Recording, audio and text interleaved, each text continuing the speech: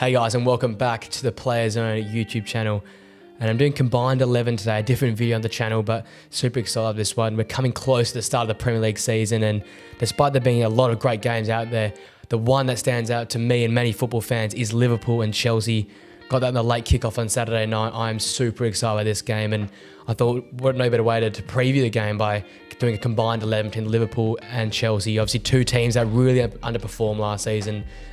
Two teams going through somewhat of a rebound this season. Chelsea with a new manager, Mauricio Pochettino, and obviously Jurgen Klopp rebuilding and restyling and retooling the type of way he's played with Liverpool with a few different signings and a brand new midfield. So fresh starts at both clubs. I think a lot of optimism in both clubs. I have both clubs in my top 5.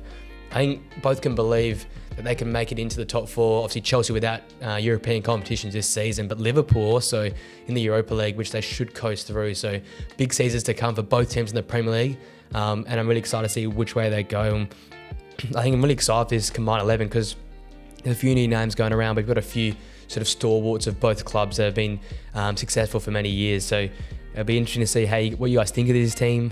Please let me know in the comments down below if you think I've got it right, if you think I've got it wrong. A few players I've missed out. I've had a few controversial calls, I believe, in here, so I think a few of you will be on my back. But we'll start at the back, and I think it's pretty easy. For me, it has to be Alisson. I think for me, arguably the best keeper in the world right now. If I'm making a world 11, I'm chucking him in there first choice almost straight away, the first name on the team sheet. Might not have the best feet in the Premier League, probably the Edison, even David Raya, who's linked to Arsenal, probably have the best sort of feet going around the Premier League. But I think the balance thing, you need a shot stop as well. Our keeper's there to keep the ball out the net, and Alisson, I think, is number 1 for me at shot stopping in the Premier League now that David De Gea has left. And you've also got his ability to pass out from the back. He's not limited at all. He's very solid with his feet, and we've seen again and again in Champions League runs and the late stage of the Premier League, especially in season 19-20, that when you need a big one-on-one save or a big moment that someone to stand up, it's normally Alisson with those big saves, those important clutch moments. He always comes up clutch, and he's been super consistent and ever vital for Klopp and Liverpool.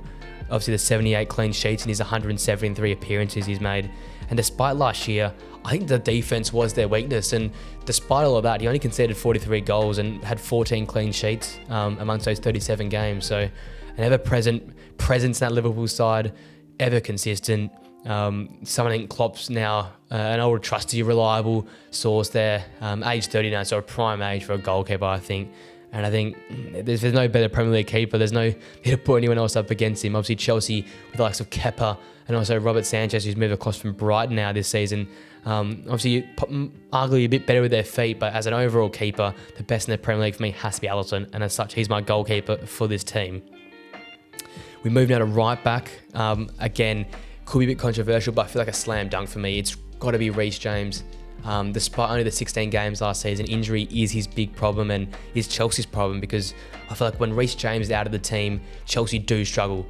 He's great for them in possession of the ball, pushing forward and supplying width. I think this new generation of the inverted fullbacks, he can do that job perfectly. He can carry the ball at his feet very, very well, and when he's overlapping on the right side of the fullback position, he can get great balls in the box and get great assist numbers. He's equally as good forward as he is defensively. Obviously his defense is very, very solid, but I think where he separates himself from others in the Premier League is his ability to go forward and supply, an attacking threat. Look, the likes of Trippier last season, who stood out.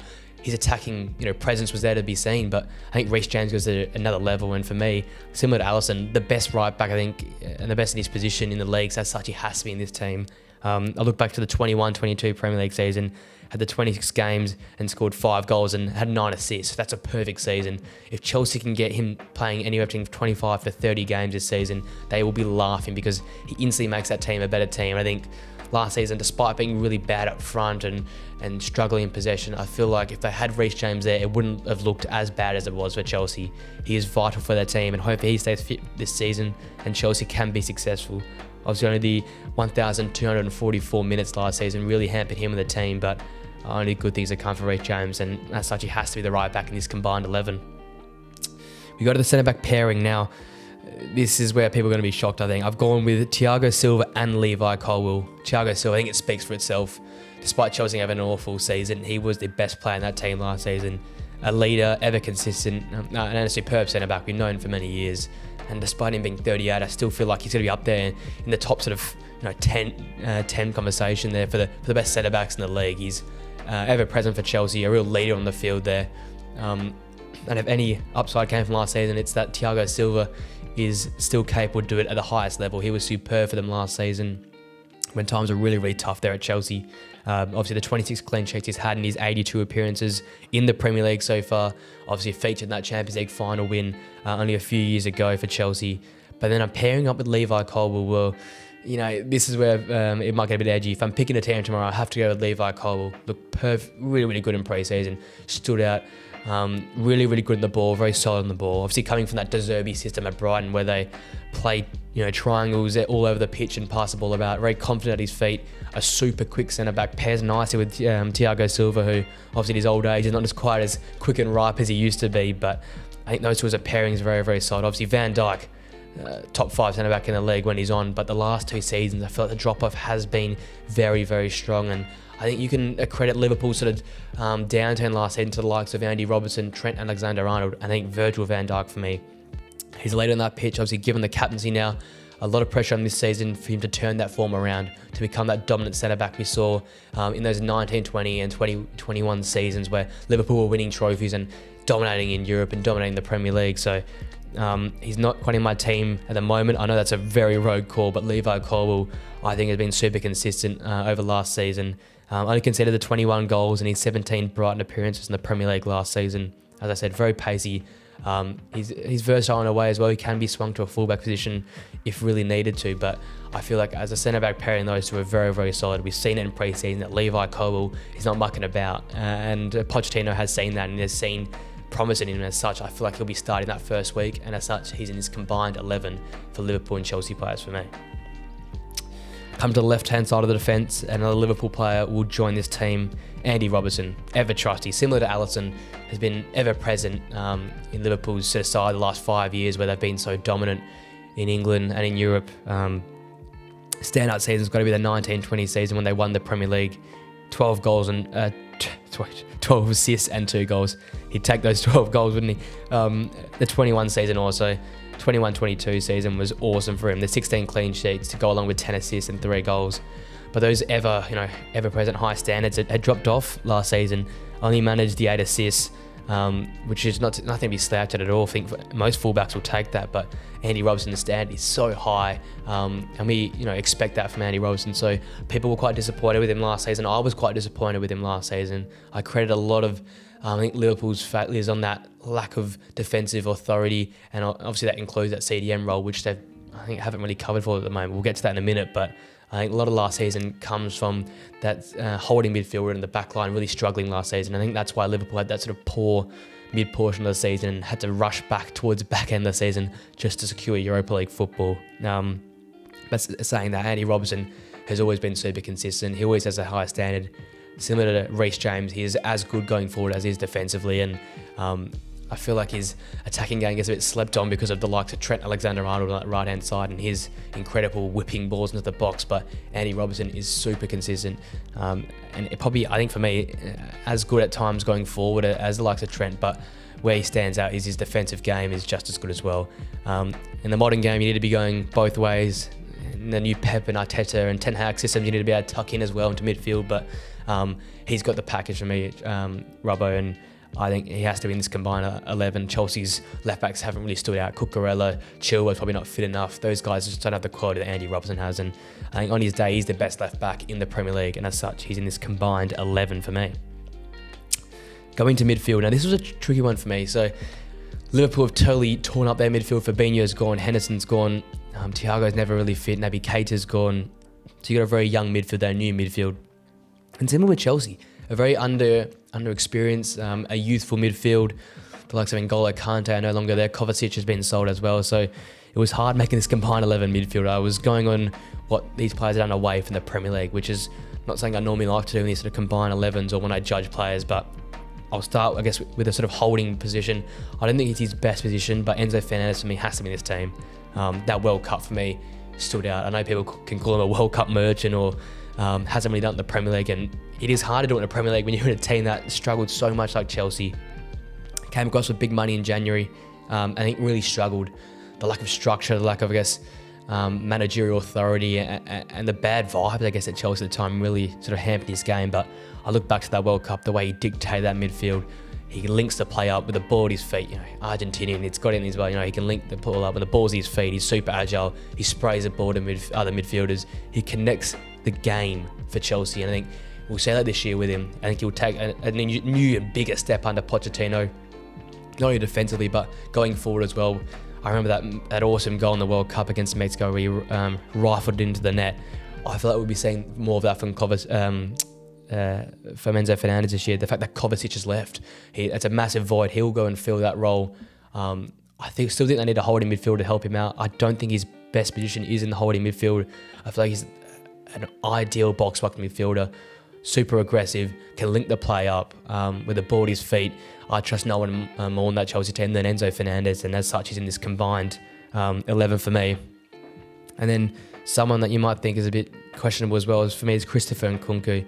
The stats speak for themselves. Obviously injured now. It's come out to be out for a couple of months or so. But boy, he started the pre-season for Chelsea. It was remarkable. And a lot of question marks, I guess, come from these players. We see the likes of Timo Werner, who struggled in previous seasons from coming from the Bundesliga and adjusting to the Premier League. But I think Nkunku's going to hit the ground running. Whenever he gets fit again, Chelsea are going to need him. Like, I look at his stats. The Frenchman's remarkable. Season 2021 in the Bundesliga, 28 appearances, 6 goals and 6 assists. Solid season. Good for a sort of a number 10 there. We look at the next season, 21-22, 34 Bundesliga appearances with 20 goals and 13 assists.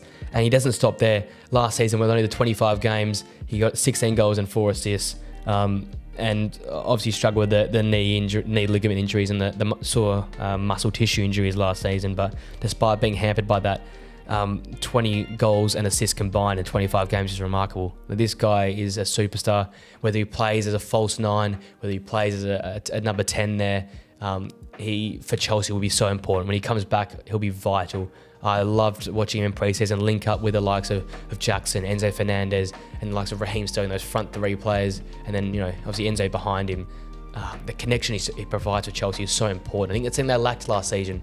Going forward, they couldn't create enough chances. When they were creating chances, obviously they were being missed, but someone like Nkunku is perfect for them. If you need to be more defensive, he's your false 9. And when you're being aggressive, he is someone who can create a goal for himself, but also the ball at his feet is so creative, and his passing range is remarkable as well. Obviously not up there with the likes of Bruno Fernandes and De Bruyne as of yet, but I feel like in a few years, if he keeps going the way he's been going in recent years, he'll be talked about with amongst those great number 10s that we've got in the Premier League, and it's a hard lead to crack into those sort of top echelon players. But for the pre-season I saw, obviously pre-season, I get all that, but he looked remarkable. I think Chelsea are really going to miss him at the start of the season. I wouldn't be surprised if they do struggle without Nkunku there, but once he returns, we will see how quality he is, and I couldn't not include him in this combined 11 because the midfield for both teams are quite lacking at the moment. And to finish that off, Alexis McAllister for me has to be in that midfield as well. Again, another box-to-box type player, Argentinian as well, so with the ball at his feet, incredible to watch. That World Cup, he was very, very strong as well, but his game just lifted year after year. The 21-22 season, he had the 5 goals and 2 assists in those 33 appearances for Brighton, and looked like a promising player to look out for, but obviously the likes of Basuma probably stood out a bit more than him. And then last season, he took his game to the next level. In the 22-23 season, he had the 10 goals, the 2 assists in the 35 appearances, and was vital for Brighton. He is so creative. He probably doesn't spray the ball out as much as the likes of Bruno and De Bruyne can. He plays more of the safe pass. He links the game up a bit more, and sometimes can go a bit missing. But it's not because of his poor performance. It's the way he sort of plays. He's that guy who probably doesn't get as many touches as you think he might get. He plays a safe pass. He gets the ball, gets out of his feet. But where he's very dangerous is at the edge of the box and inside the box there. Constantly a threat, and was huge for Brighton last year, being late runs into the box, making his way into the box and firing the corner, because he's a lethal when he has the ball at his feet inside the box there. He'll be big for Chelsea, Liverpool this year. Obviously a lot of attacking talent. Szoboszlai is alongside him there as well, but I think he has to go in this combined 11 team because he's been and done it in the Premier League and stood out last year as one of the strongest players amongst midfielders in the Premier League last season. And with that being said, we come to the front 3. I'll start with the obvious one, Mo Salah, the legend now that the Premier League's had. I think for the last 5 years, him and De Bruyne have been the best players in the league. They are the poster boys for the league, and I think back to those 1920, the 2021 seasons where Liverpool winning things Salah, Mane, Firmino, that front three were obliterating teams. No team could stop them, and it's just because of how electric these guys are. Similar to McAllister, Sadio Mane can have quiet moments in the game and he'll just pop up again with a goal or with a great assist. This guy, you can never keep him out of a game. He's always going to find the ball at his feet and always find the back of the net or a great pass to the likes of your Nunez or Diaz of the world currently for Liverpool. He has terrorised his defences for so many years, and there's no combined team that doesn't have Salah in. I think any Premier League team at the moment has to have Salah inside it. Over the last few years, 17-18, 36 appearances, 32 goals, 10 assists. 18-19, 38 appearances, 22 goals, 8 assists. The 19-20 season, 34 appearances, 19 goals, 10 assists. The 2021 season, the 37 appearances, 22 goals, 5 assists. 21-22, the 35 appearances for 23 goals and 13 assists. And despite having a poor season last season, 38 appearances, 19 goals and 12 assists. This guy is consistently breaking over the 30 mark for combined goals and assists. He's always a threat. In the Champions League, he's no different as well. 8 goals in 8 games last season. The 8 goals in the year before in the 21-22 season. 6 goals in 10 games in the 20 and then 21 season as well. He is constantly a threat. He is Liverpool's star man, and he's for a reason. He's electric. When the ball's at his feet, I think there's no better winger in the league and no better winger right now in the world. Maybe Vinicius Jr. up there at times, but this guy is a superstar, and as such, he has to be in this team for me in the combined 11. I'll go to the left-hand side first. For me, it's Luis Diaz. I feel like Chelsea's quality at the front isn't as good as Liverpool's. Luis Diaz, when fit, is electric. He is someone that sparks a crowd at Anfield there. Similar to Salah, hard to stop. When the ball's at his feet, he's in and out of players, dribbling past players, making them look silly at times. And it's had a sort of interrupted time at Liverpool, but in his 30 appearances in the Premier League, he's got 8 goals and 5 assists. So not only is he a live wire, I think, for Liverpool, but he's also someone who has that stat output. We recently talked about in the away days show that, like the St. Maximins of the world, those sort of guys who are also live wires, don't quite get those stat numbers or the stats that probably they deserve. But despite being that live wire for Liverpool, Luis Diaz also gets those stats out there and is everly consistent for them. They really missed him, I think, last season. The first 10 games, he had 3 goals and 2 assists and got off to a really, really solid start. Also in the Champions League with a few goals there, but that knee injury really spoiled his run, his form, and I think also Liverpool's form. They missed him on that left-hand side. Him and Jota are remarkable, but I think he's a next level. He is a solid winger. He is something for the future for Liverpool, and I think one of the best left wingers when he's in form in the Premier League, so has to be in this combined 11 for me. And then we come to the striker position. I really want to put Nicholas Jackson in there, but for me, I went with Darwin Núñez. He copped a lot of slander last year, a lot of memes made about him, unable to finish, the likes of this and blah, blah, blah. But with all that being said, for a first season in the Premier League, you take the money away from it. It was a solid year, 29 appearances, some of those towards the back end off the bench, but he had the 9 goals and the 3 assists. I look at the Champions League, the 8 goals, 4 goals in 8 games he had in that Champions League run as well. He's a quality striker. He's got a pace and the turn of pace that, probably only Haaland and Rashford have in the league, and he has that ability to find himself in positions. Despite him missing goals, he's in position to shoot at goal and have great chances. So you can't teach these sort of things. They're not trainable. You can't just add them to any player. These are probably the likes of Haaland have in the league. So he stands out from the rest of the crowd. If his finishing improves, if he becomes more prolific this season, if he improves in his physical game, I think it's a dangerous year for the rest of the Premier League. But I think as such, he just has to be in this combined 11 team. Nicholas Jackson's done it in pre-season, but we haven't seen it in the Premier League yet. I think Darwin Núñez has shown me enough from last season and in pre-season to give me enough faith to put him in this combined 11 for me. So as such, he will lead the line for this combined 11. Just going over it one more time in that 4-3-3 formation, the combined Liverpool and Chelsea 11 as we go into the game on the weekend, the big Saturday night late kickoff there. In goal, I've got Alisson. From right back, Reece James, Thiago Silva, Levi Colwill, and Andy Robertson at left back.